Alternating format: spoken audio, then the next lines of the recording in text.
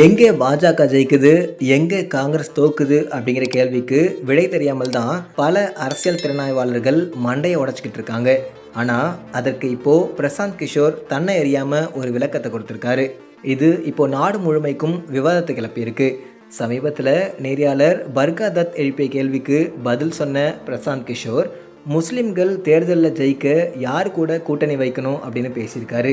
அதில் அம்பேத்கரிய இந்து, காந்திய இந்து, கம்யூனிச இந்து, சோஷலிச இந்து ஆகியோர் கூட கூட்டணி வைக்கணும் அப்படின்னு சொல்கிறாரு. இந்துக்கள் மொத்தம் 4 வகைப்படும் அப்படின்னும் பிரிச்சிருக்காரு PK. இந்துக்களை பிரித்தா மட்டும்தான் இங்கே பாஜகவை தோற்கடிக்க முடியும் அப்படிங்கிறத அவர் மறைமுகமாக ஒப்புக்கொண்டுள்ளார் அப்படின்னு பேசி வராங்க பத்திரிகை உலகம். இதையே தான் காங்கிரஸின் முகமான ராகுல் காந்தியும் வேறு வடிவத்தில் சொல்கிறாரு. சாதி ரீதியான கணக்கெடுப்பு நடத்தணும் அப்படின்னு அவர் சொல்லும் ஒரு முக்கியமான காரணமும் இதில் தான் அடங்கியிருக்கு.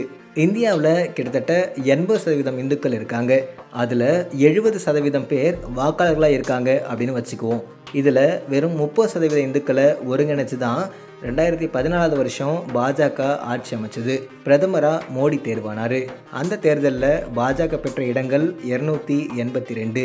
இதுவே 2019 தேர்தலில் தேசிய அளவில் பாஜக பெற்ற வாக்குகள் சுமார் 37%.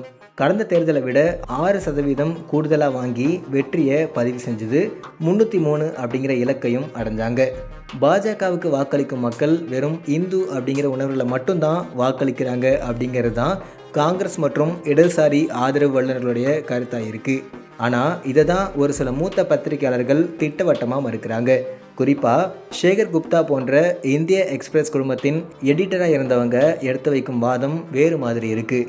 பாஜகவுக்கு ஓட்டு போடும் மக்கள் பல்வேறு காரணங்களுக்காக வாக்களிக்கிறாங்க. அவை என்ன அப்படிங்கிறத கண்டறிஞ்சு சரி செய்யவோ ஈடு செய்யவோ எதிர்க்கட்சிகள் தவறுறாங்க. அதை விடுத்து மோடி வெறுப்பு அல்லது பாஜக எதிர்ப்பில் மட்டுமே அவர்களுடைய முழு கவனமும் இருக்குது. பாஜகவுக்கு வாக்களிக்கும் வாக்காளர்களுடைய மனநிலையில் என்ன இருக்கும் அப்படிங்கிறத ஆய்வாளர்கள் சொல்கிறாங்க. அதன்படி நாட்டின் பாதுகாப்பு, நாட்டின் வளர்ச்சி, மத்தியில் வலுவான ஆட்சி, நாட்டின் அமைதி, சீரான பொருளாதாரம், வெளிநாடுகளுடனான தெளிவான ஒரு உறவு, ஊழல் இல்லாத நிர்வாகம், ஊழல்வாதிகளை பந்தாடும் அல்லது கைது செய்யும் நிர்வாகம், காஷ்மீர் 370 ராமர் கோவில் போன்ற நீண்டகால பிரச்சனைகளை சரி செய்வது, நிர்வாகத்தில் வெளிப்படைத்தன்மையை கொண்டு வருவது, மக்களுக்கு நேரடியாக பயனளிக்கும் திட்டங்கள், குடும்ப அரசியல் இல்லாமல் ஆட்சி செய்வது, மாநில கட்சிகளுக்கு எதிரான மனநிலை உள்ளிட்ட பல அம்சங்கள் பாஜகவுக்கு வாக்களிக்கும் வாக்காளர்களுடைய மனநிலையாக இருக்குது.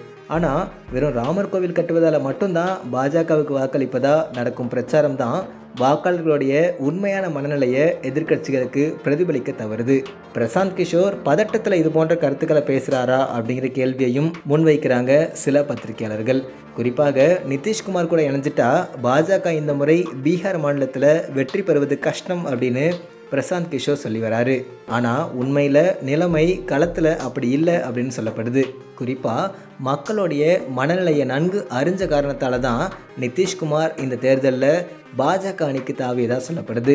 ஏற்கனவே ஊழல் குற்றச்சாட்டுகளால் பாதிக்கப்பட்டிருக்க லல்லு குடும்பத்துக்கு இந்த தேர்தல் வாழ்வா சாவா தேர்தலாக மாறியிருப்பதாக சொல்லப்படுது. அதோட அடுத்த சட்டமன்ற தேர்தலில் தன்னுடைய சொந்த கட்சியை களத்தில் இறக்கி மாற்றத்தை ஏற்படுத்தணும் அப்படின்னு துடிக்கிறாரு பிரசாந்த் கிஷோர். ஆனால் இதற்கு தடையாக நிற்கிறது லல்லு மற்றும் நிதிஷ் உள்ளிட்ட இருவருடைய கட்சிகள் தான். மாநில கட்சிகளாக இருக்கும் இருவருக்கும் மண்ணின் மைந்தர்கள் அப்படிங்கிற நிலை இருக்குது. 20 ஆண்டுகளுக்கு மேலாக பீகார் போன்ற பின்தங்கிய மாநிலத்தை கையில் வைத்திருக்கும் நிதிஷ்குமார் ஒன்றும் லேஸ்பட்டவர் இல்லை. இந்த தேர்தலில் நிதிஷும் லல்லுவும் ஒரே அணியில் சேர்ந்து பலவீனம் அடைஞ்சால் அடுத்த தேர்தலில் தன்னுடைய கட்சிக்கு ஒரு இடம் கிடைக்கும் அப்படிங்கிற எண்ணத்தில் இருந்த பிரசாந்த் கிஷோருடைய கனவு பலிக்காமல் போயிருக்கு. பாஜக கூட கூட்டணியில் இணைஞ்சா தன்னுடைய ஐக்கிய ஜனதா தளம் கட்சியின் ஆயுட்காலத்தை நிதிஷ்குமார் நீட்டித்துள்ளதாக கூறப்படுது. ஒரு நேர்காணலில் பிரதமர் மோடியோடைய பிம்பம் தோல்வி அடைஞ்சிருச்சு. ஆனால் சென்ற தேர்தலை காட்டிலும் பாஜக கூடுதல் இடத்துல ஜெயிக்கும் அப்படின்னு பிரசாந்த் சொல்கிறாரு. என்ன மனநிலையில் பிரசாந்த் கிஷோர் பேசுகிறாரு அப்படிங்கிற கேள்வியையும் கூடவே சேர்ந்தெழுந்திருக்கு. தொடர்ச்சியாக பாஜகவுக்கு எதிராக பேசி வரும் பிரசாந்த் கிஷோர் வரும் காலத்தில் பாஜக கூட கூட்டணி வச்சாலும் ஆச்சரியப்படுறதுக்கு இல்லை அப்படின்னு காங்கிரஸ்காரர்கள் எழுதி வராங்க. காரணம், மோடி மீது அவருக்கு தனிப்பட்ட ஈகோ இருந்தாலும் கூட பாஜகவையோ அல்லது RSS இயக்கத்தையோ அவர் எங்கேயுமே குறைச்சி மதிப்பிட்டது கிடையாது. அதோட பீகார் மாநிலத்தில் இந்துக்கள் ஒருங்கிணைப்பை பாஜக மேற்கொண்டு விட்டால் தன்னோட அரசியல் எதிர்காலத்துக்கு ஆபத்து அப்படிங்கிற நிலையிலும் பிரசாந்த் கிஷோர் இருக்கார். தன்னோட நிறுவனத்தின் மூலமாக தமிழகத்தில் ஸ்டாலின் தொடங்கி பல அரசியல்வாதிகளை ஜெயிக்க வச்ச பிரசாந்த் கிஷோர் தன்னோட அரசியலுக்கு என்ன செய்ய போகிறார் அப்படிங்கிறத நாம் பொறுத்திருந்து தான் பார்க்கணும்.